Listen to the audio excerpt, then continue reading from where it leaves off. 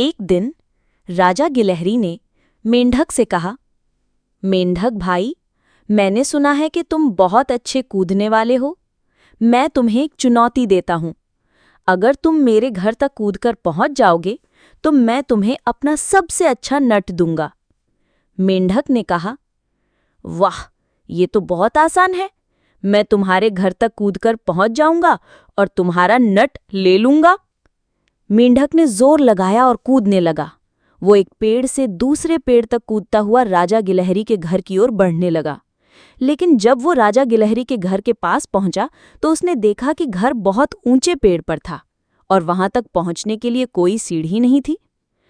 मेंढक ने सोचा, अब क्या करूं? मैं तो कूदकर घर तक पहुंच नहीं सकता।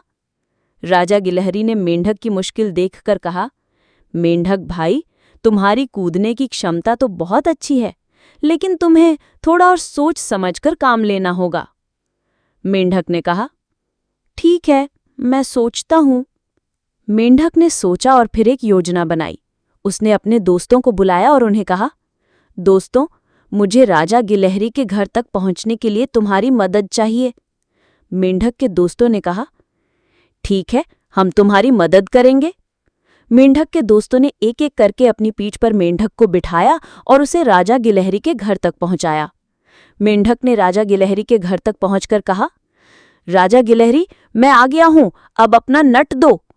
राजा गिलहरी ने मेंढक को नट दिया और कहा, मेंढक भाई, तुम्हारी सोच और तुम्हारे दोस्तों की मदद से तुमने मेरी चुनौती को पूरा कर दिया। तुम सचमुच एक अच्छे दोस्त हो। मेंढक ने कहा, धन्यवाद राजा गिलहरी, मैं भी तुम्हारी दोस्ती को महत्व देता हूं। दोनों दोस्त हंसने लगे और अपनी दोस्ती का जश्न मनाने लगे।